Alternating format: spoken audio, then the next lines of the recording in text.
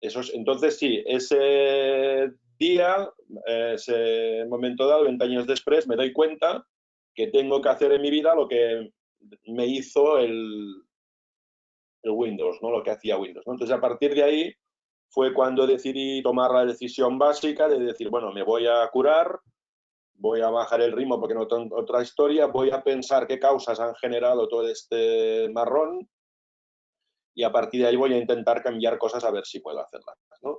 Toda esta parálisis me llevó a una situación de tomar ciertos cambios. Hoy día, ya más de 10 años después, he hecho un cambio importante en mi vida. De pasar una empresa informática, he pasado a escribir libros, dar conferencias, viajar por bueno, México, Ecuador, por toda España y hacer cosas distintas. Con lo cual, el título del libro que nació en 2015, porque me lo pedían, era La parálisis que activa, ¿no? Es decir, las parálisis, las crisis o los tortazos que recibimos nos pueden servir para transformarnos y crecer, ¿no? Y a partir de ahí es cuando nace todo el tema de la parálisis que activa. Entonces, la parálisis que activa, ¿qué nos dice? ¿No? Que a veces nos pasamos la vida intentando que las cosas cambien lo mínimo posible. Es decir, si tengo un trabajo estable que me dura, no voy a cambiar, que así tendré una estabilidad económica.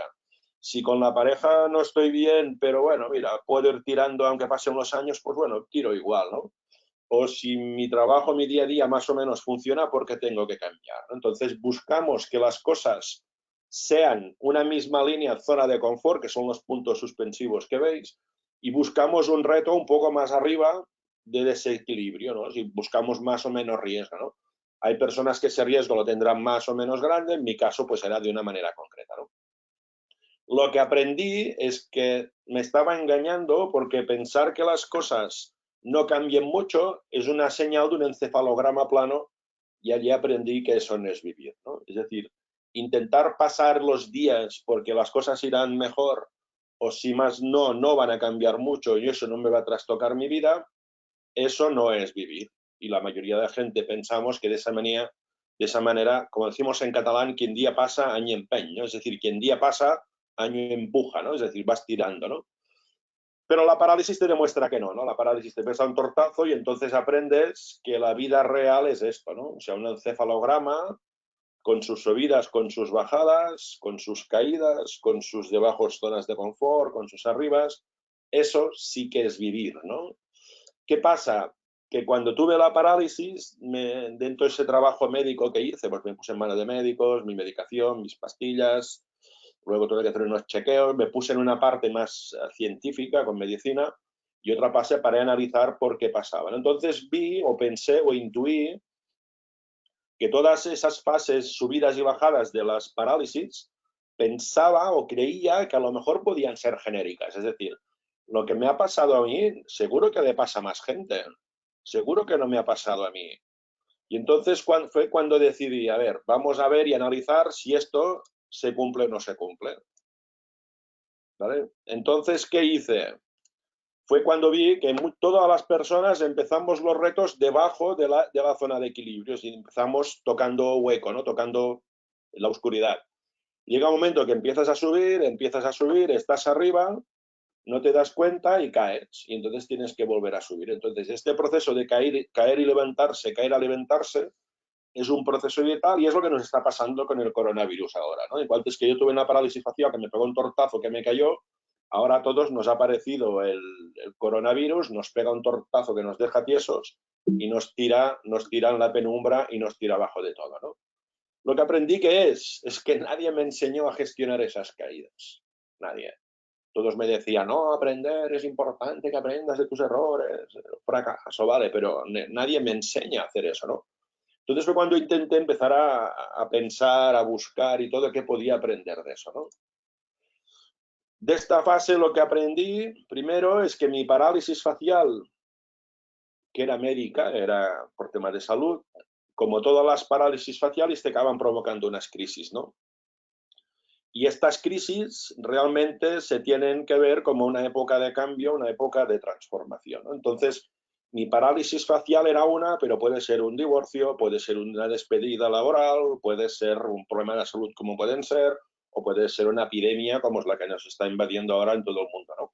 Es un tortazo que no veas, es una parálisis muy fuerte, nos provocará una crisis en las economías y nos provocará una crisis en las relaciones personales, pero la salud es importante que la mantengamos, porque si no mantenemos la salud no podremos gestionar este cambio que tenemos, ¿no?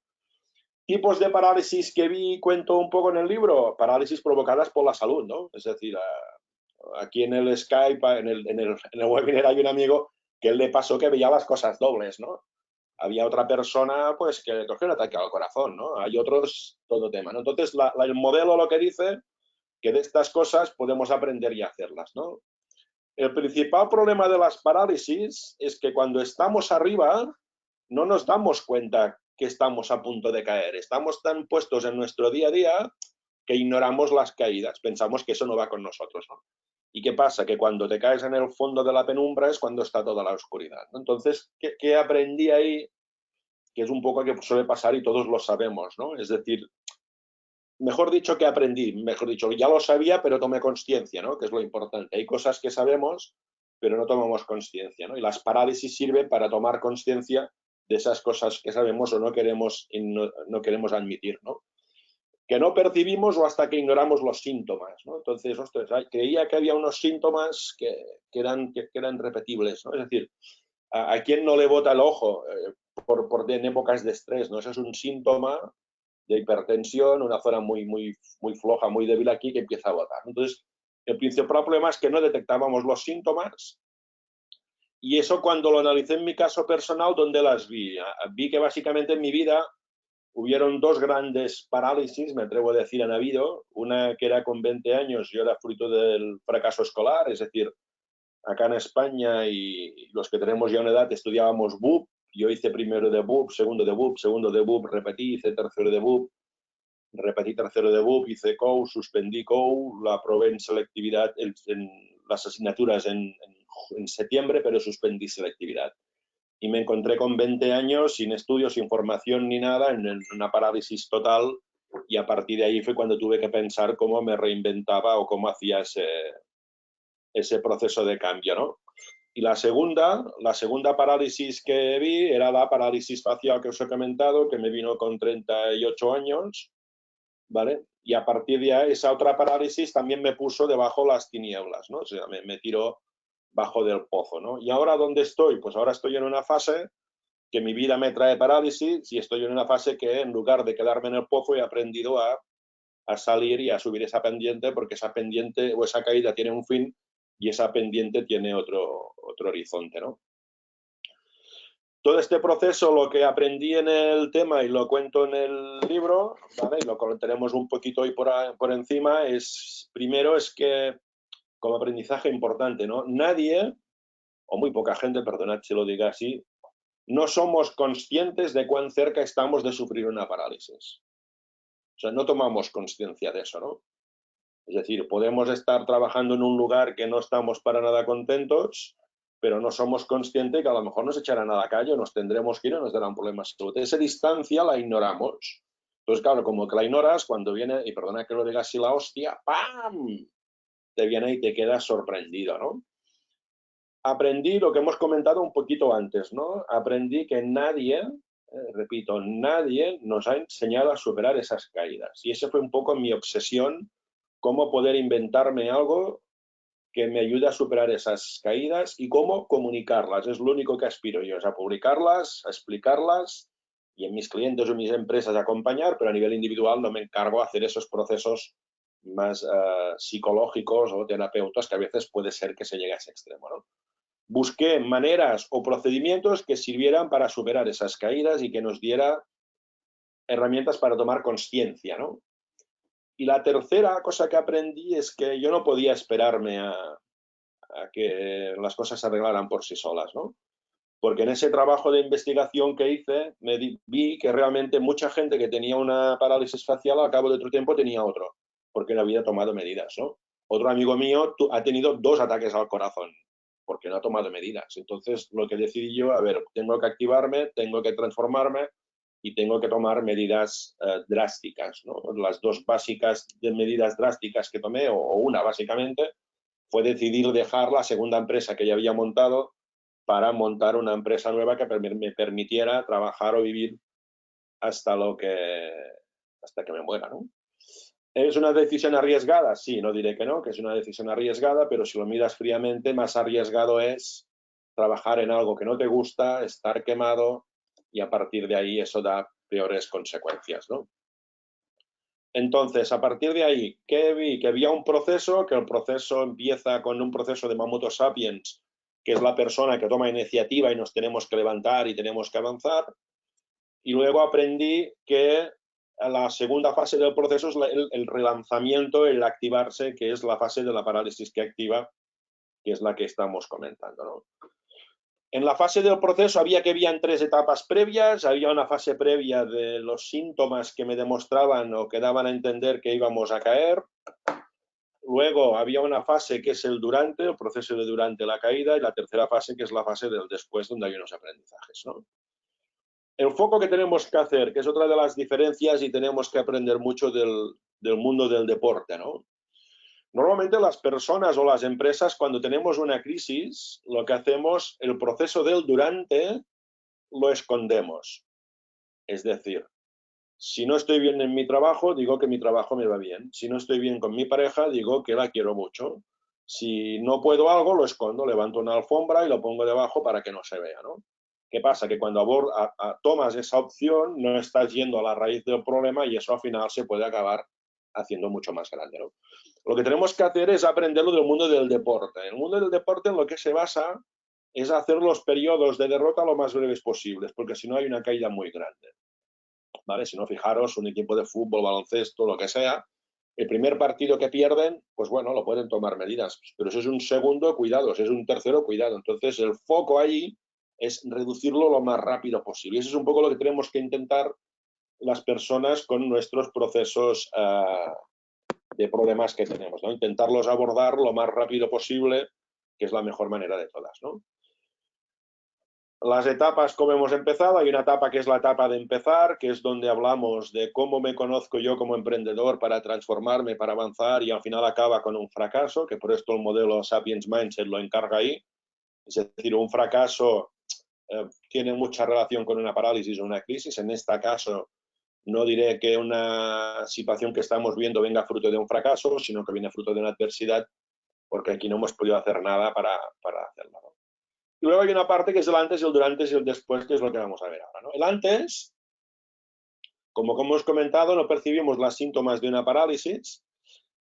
¿Por qué? Primero porque perdemos la conciencia del ciclo vital. Es decir, vivimos tanto el día a día, no hemos analizado de dónde venimos y dónde pasamos, que no sabemos a dónde iremos.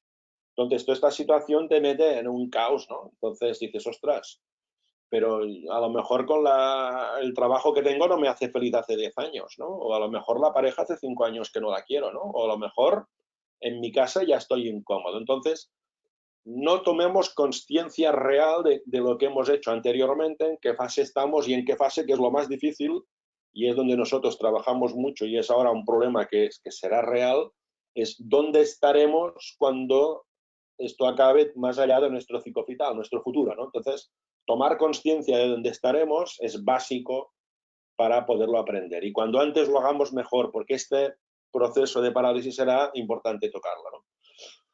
El segundo concepto es que la sobreactividad se apodera de nosotros. Y no digo la hiperactividad, digo la sobreactividad.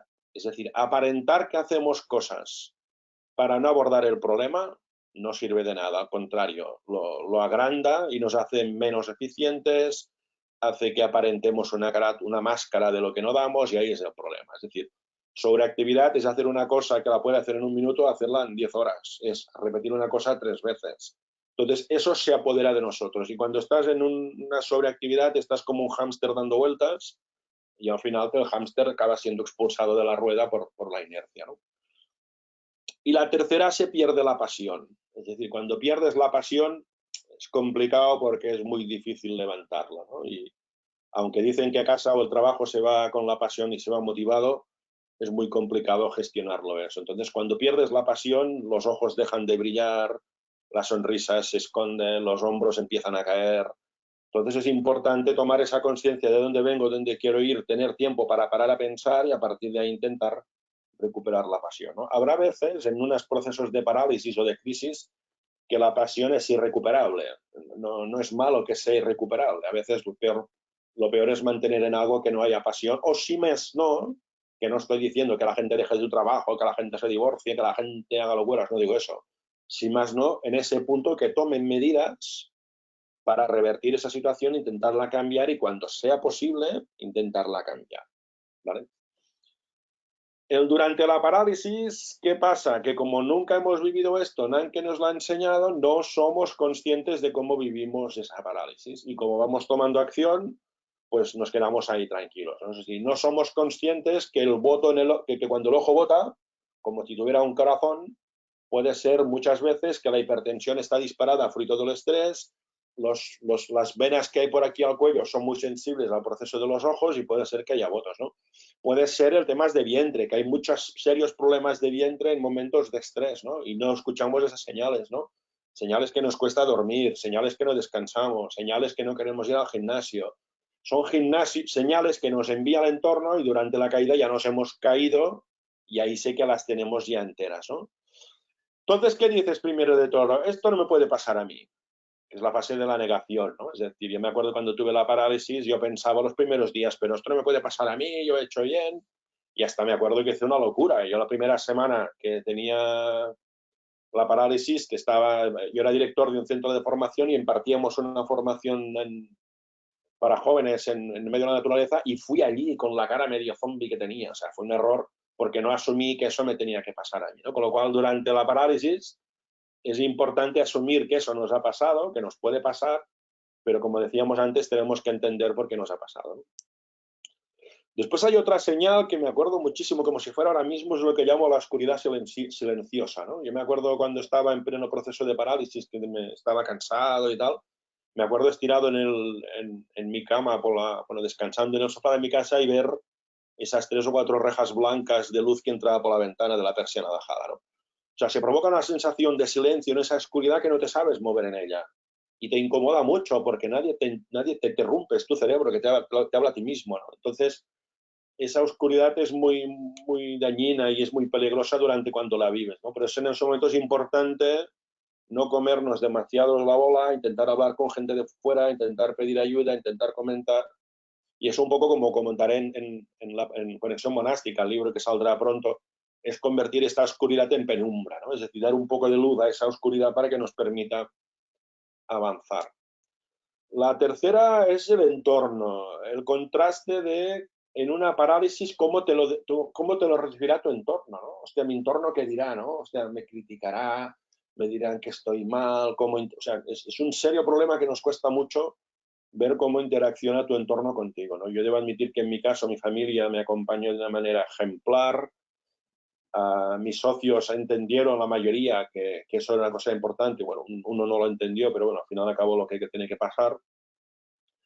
Y hay gente que tienes que aprender que en procesos de crisis, que ese es un tema muy, muy importante, no toda la gente nos dejamos ayudar por todos, que eso es un problema nuestro, y luego hay gente que no sabe cómo ayudarnos. No es que no quiera, es que no sabe. O sea, yo lo miro ahora a mi alrededor y no entraré al detalle, personas que no me supieron ayudar. No es que no quisieran, sino que no supieran, ¿no? Y la cuarta, llega un momento durante la parálisis que tienes que decidir, voy a tomar acción por el cambio, tengo que decidir cambiar y ese es el reto. Llegará un momento que el tiempo te dirá, ¡pam!, es ahora. Entonces te tienes que preparar en ese momento dado para intentar tomar acción y pedir ayuda, buscar herramientas, si es un amigo, si es una pareja, si tiene que ser un psicólogo, que sea un psicólogo, no pasa nada, pero todos en parálisis y en caídas necesitamos expertos. Ahora pasará en este momento económico, muchas empresas necesitarán no psicólogos, necesitarán gente que les ayude a transformar ese problema para activar ese cambio, porque esa es la dificultad que nos encontraremos todos ahora, ¿no? Y en el después, lo que determina que tenemos que hacer es decidir apostar por la acción por el cambio, tomar iniciativa, liderazgo personal, es decir, tomar que soy yo quien tengo que revertir esa situación, soy yo quien tengo que tomar iniciativa y soy yo quien tengo que apostar, que es un poco mi modelo, que es la Sapiens Mindset, ¿no? Luego lo que aprendí, y aquí os lo contaré ahora, las 12 aprendizajes, aprendí 12 cosas que eran las que más me sirvieron para cambiar y para evolucionar. Las comentaremos un poco por encima, pero luego, no sé si lo sabéis o lo habéis visto, si vais a través de las redes sociales podéis acceder al libro gratuitamente en formato ebook, ya sea en Amabook o ya sea en Kindle o una de las principales librerías digitales que hay en la red, ¿no? El primer aprendizaje es el que llamo la sostenibilidad del alma, ¿no? Es decir, el concepto de alma, yo no voy a entrar en conceptos físicos, si existe, si pesa o no pesa. Voy a entrar entendiendo el alma como aquello interno que me define, ¿no? Es decir, en mi caso lo que me definía, después de este trabajo de pensar y que ya llevaba haciendo tiempo, pero tomé conciencia, es que mi alma, mi esencia, es ser una persona que le gusta arriesgar y le gusta hacer cosas nuevas. Es decir, le gusta inventarme cosas, me gusta arrancar proyectos, me gusta estar con personas. Y el primer aprendizaje era hacer sostenible eso, es decir, voy a tomar decisiones que me permitan hacer sostenible mi esencia. Es decir, si a mí me gusta hacer eso, quiero hacerlo sostenible, ¿no? Y la primera decisión que tomé fue dejar la compañía que yo había montado. Fue un tema muy duro, que eso da para otro webinar, porque la mayoría de mis socios lo aceptaron, pero no lo aceptó, ¿no? Entonces, bueno, que era el director general en este caso, ¿no? Entonces, ¿por qué? Porque vi que la empresa que yo había montado ya no me permitía crear cosas. Me había convertido en una persona que se dedicaba a vender productos de tecnología. Y que no diga que no sea malo, aparte de mi proceso de venta diario es vender. Pero no, mi alma no es todo el día vender, era innovar. Si hubiera podido vender productos nuevos, mi alma hubiera sido sostenible. Esa empresa no podía, ¿no?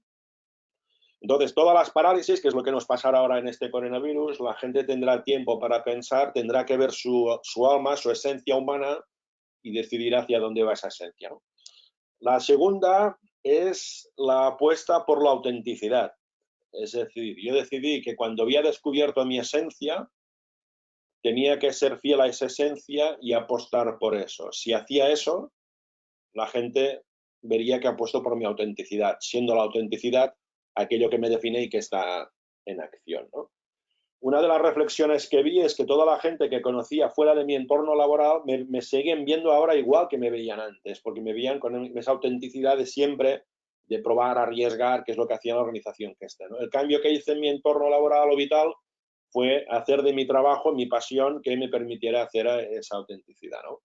Y ahora pasará esto, ahora pasará que este coronavirus hará gente que se replanteará su esencia y tendrá que apostar por esos cambios, ¿no? Y eso siempre, siempre debe ser una oportunidad.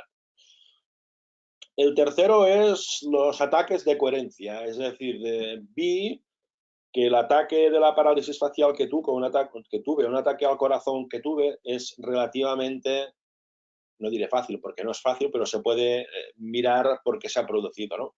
Vi que había una cosa peor que es el ataque de coherencia. Y yo había dejado de ser coherente. Entendiendo por coherencia, alinear mis sentimientos, lo que yo siento y me dice mi Albert Riba de adentro, con lo que digo y con lo que hago. Es decir, coherencia es alinear sentimientos con palabras, con hechos, ¿no? Entonces aprendí que cuando una de estas tres patas falla, las personas tenemos problemas. Ahora, con la crisis, o todo lo que estamos viviendo, mi sentimiento me dice, a ver, nos vamos a salir, nos tenemos que reinventar. Mis palabras me lo digo y lo cuelgo en los vídeos o lo que tenga que hacer. ¿Qué tengo que hacer? Tengo que tomar acciones para que las cosas cambien, ¿no? Los ataques de coherencia son importantísimos porque van a la raíz y eso ahí podemos intervenir y es un proceso humano, ¿no? Por eso yo creo que la crisis saldremos y pondremos en valor a todos los comportamientos humanos que tenemos ahora delante, ¿no? Las orejeras humanas, es decir, cogemos a un caballo, le ponemos las orejeras, le tapamos las orejas para que no vea, para que siga igual. Y digo, ostras, si los seres humanos somos igual. O sea, todos vamos con las orejeras mirando, que no nos moleste mucho y que no queremos ver lo que nos rodea. Esto lo cambié. Las orejeras humanas es que tenemos que quitarnos lo que nos rodea, tener más amplitud de mira y ser capaces de vislumbrar todo lo que nos rodea hacia un paso más allá, ¿no? Y tenía que hacerlo. Y esa era ganar perspectiva, tener tiempo para mí, para parar y tal. La quinta es la fortaleza de la vulnerabilidad. Allí aprendí que cuando acepto mi vulnerabilidad máxima, ¿qué es lo que te hace una parálisis? Te pone en tu vulnerabilidad máxima, es cuando puedes empezar a construir hacia tu fortaleza. Y esa fue mi apuesta, intentar trabajar cada día una fortaleza para convertir mis vulnerabilidades en fortalezas, ¿no? Y Por eso en mi vida ahora tengo muchas pausas programadas, luego lo contaremos, tengo mucho tiempo para mí, para mi gente querida, para mi vida en monasterios, porque me da espacio de relajación para trabajar esa vulnerabilidad e intentarla poner en valor. La sexta es de la toxicidad del pesimismo al contagio del optimismo. Aprendí que la gente tóxica suele ser por pesimismo, y el pesimismo me pone más nervioso a mí. No es que me bota un ojo, me botan dos ojos o todos los que tenga, pero el optimismo se contagia. Y ahora lo que está claro es que en el mundo que nos viene, que será durísimo, el optimismo será básico para vivir mejor y luego para ayudar a los otros a gestionar mejor esta crisis, ¿no? Y evidentemente el optimismo lleva asociado lo que hablábamos antes, ¿no? Una sostenibilidad del alma, gente auténtica, todo lo que hablamos. La séptima es la dulzura de la cicatriz, es decir, hoy en día miro esa parálisis facial con dulzura, esa cicatriz que me dejó tocado y que me obligó a cambiar, lo veo con dulzura y con cariño, ¿no? Porque gracias a eso soy quien soy ahora, y dentro de unos años espero mirar perdona que digo así, puto coronavirus, espero mirarlo con dulzura y con cariño, porque ese momento me habrá obligado a cambiar, intentar ser mejor, ¿no? Luego, el poder de la sonrisa, necesitamos sonreír, hay momentos de seriedad, pero necesitamos sonreír, sonrisas que salgan del corazón y porque ves que te levantas y que la gente disfruta. Entonces, tenemos derecho a quejarnos, evidentemente, todos, yo también me quejo, pero también tenemos derecho a reír, con lo cual a reír, a sonreír y a hacer broma y a disfrutar siempre con respeto, que eso nos hace más falta que nunca, ¿no? La novena era los ritmos vitales, es decir, el ritmo de mi vida va a una velocidad y el ritmo del entorno a veces va a otra. Esto en Mamuto Sapiens hablo del tempo, que el tempo suele ser asociado más al corto plazo, a temas tácticos. El ritmo vital es más estratégico, es decir, mi ritmo de vida va a una manera. Es decir, si yo soy una persona emprendedora que cambia y va a cambiar, mi entorno más o menos tiene que alinear estos ritmos. No digo que vayan iguales, sino que vayan alineados, ¿eh? Y eso es un ejercicio muy importante porque a veces somos personas más emocionales, otras que no, y esto es un trabajo que requiere intensidad. Luego, el nunca jamás. Aprendí que las mejores decisiones en mi vida que he tomado, de las mejores, eran cuando hice aquello que decía que nunca jamás haría. Fijaros, esto no lo haré nunca, pum, lo tenía que hacer y ahí empieza el éxito, ¿no? Ejemplos, me dediqué a pensar. Yo siempre dije que nunca estudiaría másters ni me gastaría pasta en un máster en una universidad. Pues acabé haciendo 3 másters en La Salle. O sea, fijaros, y gracias a ahí que conseguí conocer un entorno innovador, un entorno de gente, que conseguí otro ecosistema que me hacía feliz, ¿no? Por eso el nunca jamás aprendí que, bueno, lo podemos utilizar, pero no tenemos que ser esclavos del nunca jamás, ¿vale? La onceava es la gestión de la temeridad. Aprendí que me decían temerario porque dejaba mi empresa y empezaba de cero, y luego he visto que muchos temerarios son los que siguen trabajando en la misma empresa hace 20 años, no han tomado ninguna decisión de cambio y ellos sí que están viviendo en una temeridad, ¿no? Es decir, temeridad es muy relativa, ¿eh? Es como, bueno, es un chiste muy malo lo que diré ahora, no es mío. La temeridad es relativa, ¿no? Como todo en la vida, ¿no? Porque en la vida solo hay una cosa relativa y no es la muerte, sino que es el vodka, que es absoluto, ¿vale? Nada, muy malo, no aplaudáis, no. Y la doceava, que es la más también muy importante, vi que va más allá de contrato estas cosas. Esta crisis no va de un contrato laboral, no va de un contrato con tu empresa, con tu cliente, con tu pareja, no, va de un compromiso. Es decir, yo creo en ti, tú crees en mí, vamos a salir de esta, vamos a trabajar, vamos a ayudarnos, vamos a colaborar y de esta manera sí que vamos a poder mejorar, ¿no? Entonces, en un entorno como ahora, en pleno coronavirus y pleno proceso súper agitado, ¿vale? Tenemos que hacer estos aprendizajes. ¿Cuál es mi alma? ¿Cómo yo la hago auténtica? ¿Cómo busco la coherencia en mis actos? ¿Cómo me elimino las orejeras? ¿Cómo trabajo mis debilidades? ¿Cómo me acerco al optimismo? ¿Cómo busco la dulzura y el cariño en eso que me ha hecho daño, ¿no? ¿Cómo miro de sonreír mejor? ¿Cómo evito los nunca jamás? ¿Cómo gestiono la temeridad? Y sobre todo ahora, ¿cómo me comprometo a salir de esta y con mi entorno, ¿no? Y la sociedad, creo que en este caso el coronavirus nos está dando un ejemplo de compromiso, de gente que está ayudando, gente que está haciendo, gente que está tirando. Y este es un poco lo que tenemos que aspirar, ¿no? En el libro os invito a verlo, a leerlo, veréis que al final ahí lo que me hice fue investigar si todo esto que yo hablaba de las parálisis eran en entornos distintos. Ahí en el libro habla Fabián Martín, exboxeador, exfutbolista, que tú por distintos accidentes y casuísticas se ha acabado reinventando.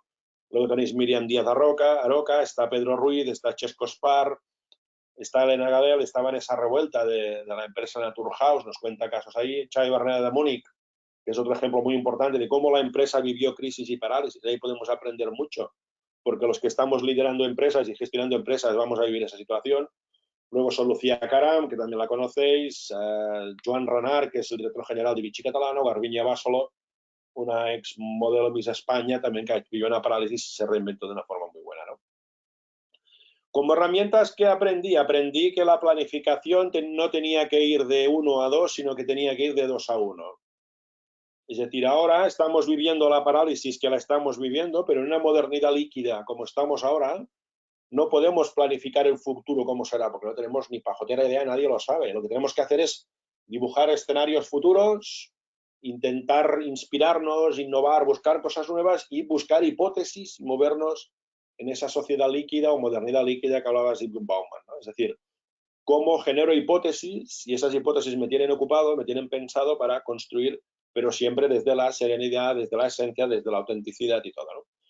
Y luego me inventé una herramienta que se llama las pausas programadas, que os invito a que las hagáis también podéis hacerlas de una manera que está muy bien, que es que se trata en convertir las parálisis en pausas y pasar del reactivo al proactivo. Es decir, vi que cuando me viene una hostia es una parálisis que yo no puedo decidir nada y cuando me viene una pausa la puedo planificar yo. Es decir, una parálisis es reactiva y una pausa es proactiva. Eso requiere que tengo que tomar acción y decir, ahora yo tomo el mando y voy a intentar. Entonces las pausas lo que permite o lo que te pide es que hagáis un ejercicio que es decir, uno, voy a definir un tipo de pausa, es decir, ¿para qué necesito parar? Es decir, un para qué. Dos, ¿qué duración necesita esa pausa? Es decir, 5 minutos, 3/4 de hora, 1 hora, 2 días. Y tres, una periodicidad. ¿Cada cuándo lo hago? ¿Cada día, cada mañana, cada tarde, cada 2 días, cada semana, cada mes? ¿Vale?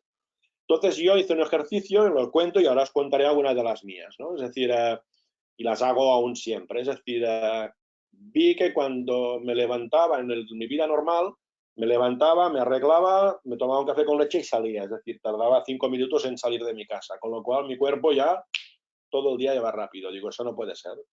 Entonces, a partir de ese momento, revertí la situación. Cada día, hoy me levanto, tengo un ritual, pongo un café con leche, me voy al baño, me cambio y tal, y me estoy media hora en el sofá de casa, en silencio y en tranquilidad, tomando mi café con leche, pensando, puedo mirar el teléfono. A veces me conecto a Montserrat para hacer los laudes, ver cómo los monjes rezan a las 7:30. Entonces, ¿qué me permite? Esa media hora me permite pasar de la cama a mi día a día, es decir, de estar dormido a despertarme. Ese como un despegue de un avión, ¿no os imagináis? Me permite un despegue y me permite que cuando salgo fuera, wow, estoy más tranquilo, ¿vale? Hoy en día, bueno, desde que lo empecé lo hago siempre, siempre lo hago. Si estoy en el hotel lo hago un poco distinto, pero lo hago siempre. Y si voy de viaje, hasta lo hago a las 4 de la mañana, lo he hecho más de una vez. Es como un kick-off, ¿eh? Como un parar de arrancar el día. Luego, después de volver a trabajar, lo que vi es que yo comía y me volvía a trabajar rápidamente. Entonces ahí lo cambié y vi que necesitaba algo que me ayudara a trabajar mejor por la tarde. Entonces lo que hice, puse un café con leche, un café solo después de comer. Entonces, ¿qué hago? Me desconecto de un mundo de todo y tomo un café solo, ¿vale? Un cuarto de hora por la tarde. Es otro como un break del día, ¿eh? Luego, una cosa que no hacía casi nunca, ahora hago casi siempre, al final de semana hago una planificación, una revisión y planificación de la semana. A ver, qué he hecho esta semana, qué he hecho bien, qué he hecho mal, cómo trabajar, no sé qué, y qué voy a planificar la semana que viene. Es como si fueran emulando un poco ya los ejercicios espirituales de los jesuitas, ¿no? Es decir, cada día o cada semana pensar en esa visión de futuro que íbamos a hacer y eso me da, pues, me da certezas, me da o previsiones de poder cambiar cosas, ¿no? Y luego la más exagerada que puse es que empecé a descubrir la vida monástica hace 10 años, empecé a ir a Montserrat cada 3 meses y ahora sigo yendo durante 10 años y voy a encerrarme 2 días en un monasterio para tener una vista más larga de 2 días y ver como una visión mucho más estratégica de todo, ¿no? Yo lo hago cada 3 meses y precisamente de todos estos aprendizajes es lo que hemos decidí escribir un libro que se publica ahora en abril, ¿no? Conclusión final del webinar, y más o menos hemos encajado el tiempo. La conclusión va que tenemos derecho a caernos, pero va de levantarnos y mientras nos levantamos, irnos despojando de todas las cosas que nos van sobrando. Fijaros que aquí yo tuve esta idea del diseño, pero Sergio, que también está conectado, mi editor Sergio Bulat, aportó la gran, brillante idea de ir quitando cosas, ¿no? Es decir, vamos a caer, vamos a levantarnos, vamos a compartir y vamos a dejar cosas para salir de estas más ligeros, más activos y más optimistas a puede ser, ¿no? Entonces, a partir de ahora, si os parece, vamos a intentar a compartir, ¿vale? Y vamos a intentar hacer preguntas o lo que queráis si os parece alguna cosa, ¿vale? ¿Os parece bien hasta ahora?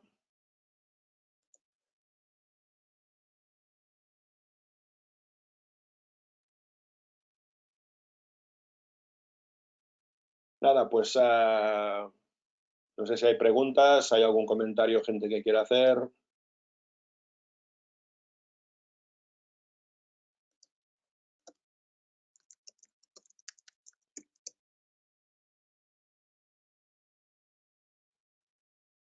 A ver, aquí tenemos la primera pregunta de Carla que dice cómo hacer un cambio rápido sin perder el objetivo. Claro, la pregunta es, aquí tenía varias preguntas, ¿eh? La primera pregunta que haría, ¿este objetivo es el mismo antes o después de la parálisis? ¿Estás en un proceso de parálisis ahora? ¿Qué es lo que quieres decir? Lo que está claro es que siendo una o siendo otra, tenemos que parar para observar el entorno y ver lo que está pasando. Si no, iremos dando vueltas en ese escenario. Y los cambios rápidos de ipso facto, para mí son peligrosos. Tú solo puedes hacer un cambio rápido cuando has trabajado previamente, que ahora es un problema que pasa con la crisis ahora. La crisis que nos pasará, que hay mucha gente que no se ha preparado para la crisis y eso les va a costar mucho más. Lo que es importante es prepararse para que esa crisis la podamos gestionar lo mejor posible. Vale, Carla. Saludos a México. Pregunta de Ana. ¿Cómo preveo que se reanude la actividad después de esta parálisis? Wow, esto es de nota, ¿eh? Ana, esto es de nota. A ver, yo creo que la actividad económica, sinceramente no sé cómo se va a reactivar, no lo sé, y quien lo diga creo que lo tiene complicado. Lo que está claro es que habrán sectores que van a seguir tirando, sectores farmacéuticos, químicos, consumos normales, van a avanzar, no sé a qué ritmo. A nivel personal hay mucha gente que va a caer, evidentemente, pero lo que es importante es ahora, lo que diría, es que aprovechemos todo este tiempo que tenemos. Algunos expertos dicen que será todo abril como mínimo, ¿eh?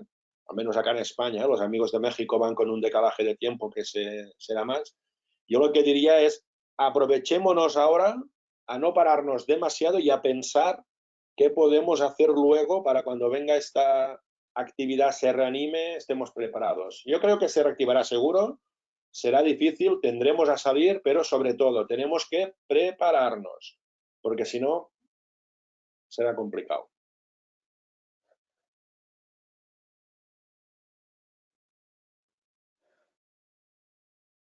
Estos temas suelen pasar a menudo, cuando hago este tipo de mis conferencias, es algo que me suele pasar y más en la parálisis que activa, es que a la gente le cuesta preguntar en público estas cosas. ¿Por qué? Porque esto va a la raíz de uno mismo.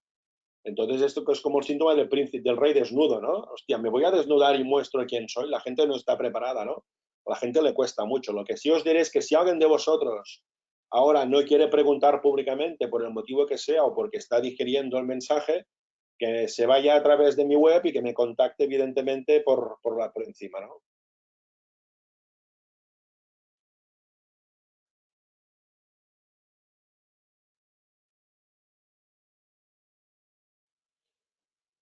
Sí, evidentemente evidentemente la crisis van a desaparecer profesiones y otras van a florecer. Al que no haya preparado o esté preparando lo va a pasar regular por ser generoso. Javier López, totalmente de acuerdo. Es cierto, el otro día hablaba también con gente de fuera de España, ¿no? Y ahí tenemos que ser conscientes que, voy a hablar del caso de España ahora, ¿no? Que hay gente que está sufriendo mucho y hay gente que va a sufrir y será durísimo. Entonces yo ahí diría dos cosas básicamente. Dentro del mal que se está haciendo en España, hay cosas que no están yendo para nada bien.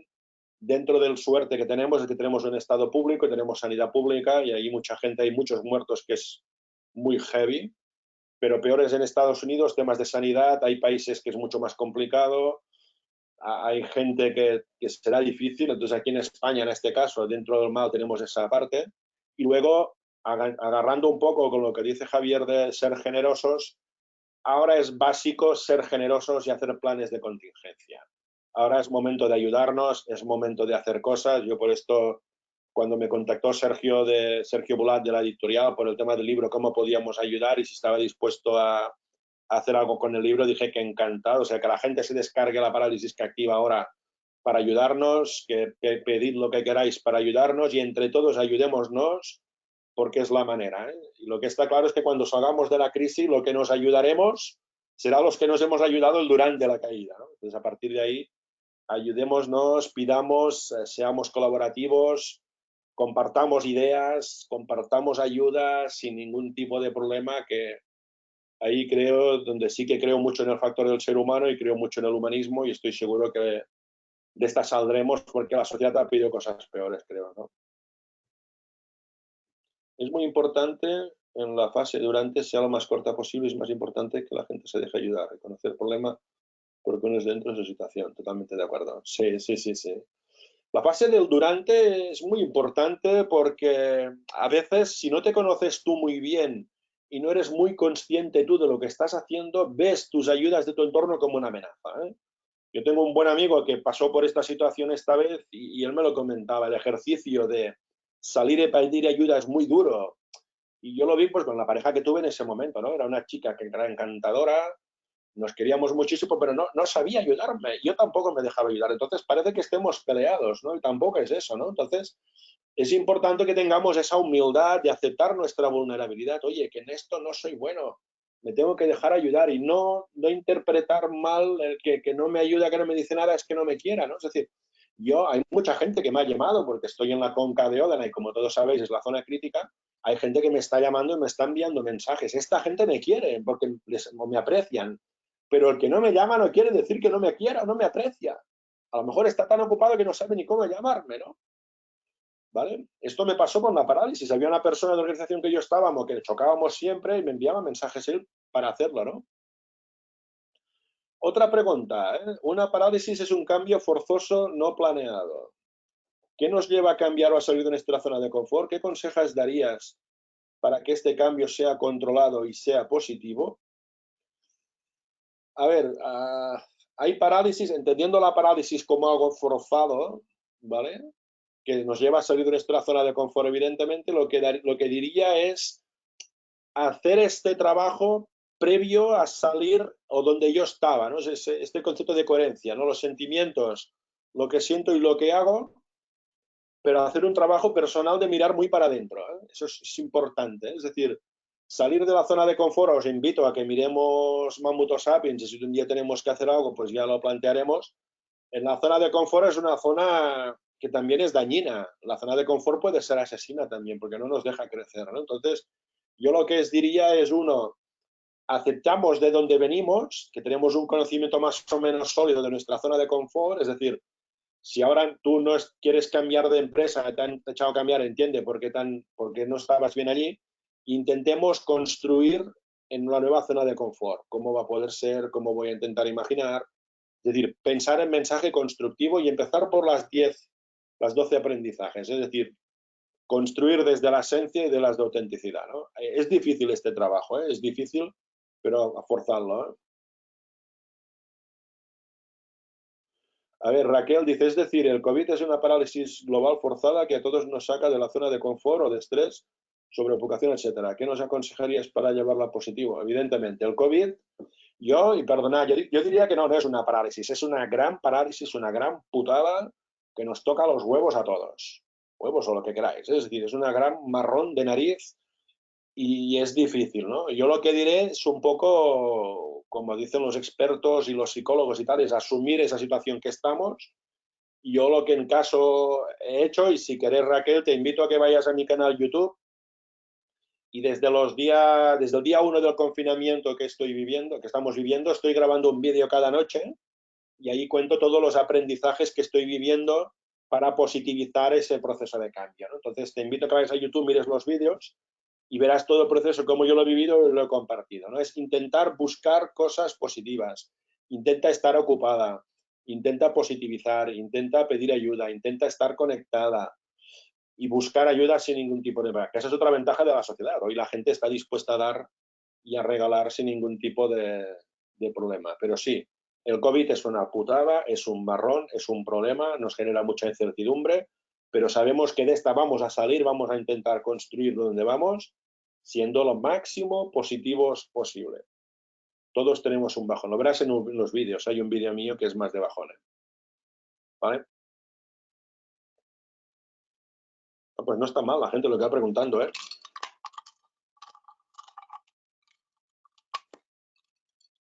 A ver, pues viendo que no hay más preguntas, si os parece vamos cerrando.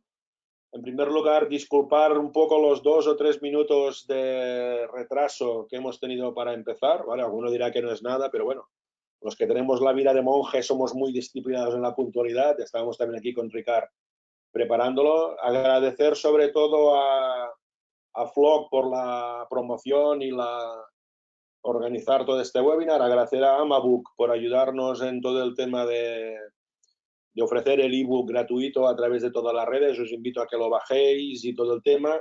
Y sobre todo a Urano, gracias por estar siempre a mi lado, confiar en mis pajas mentales, en mis libros, ayudar en este escenario y gracias sobre todo también a Sergio, mi gran amigo y gran editor que me ha acompañado en este proceso, ¿no? Nada más, despedirme, me pongo en contacto con vosotros, veréis que soy una persona que suelo contestar, tenéis mi Twitter, mi LinkedIn, mi Facebook, pedid y todo lo que pueda dar os daré. Como digo siempre, contactad conmigo y cuidado que voy a responder. Gracias a todos, besos y abrazos. Chao.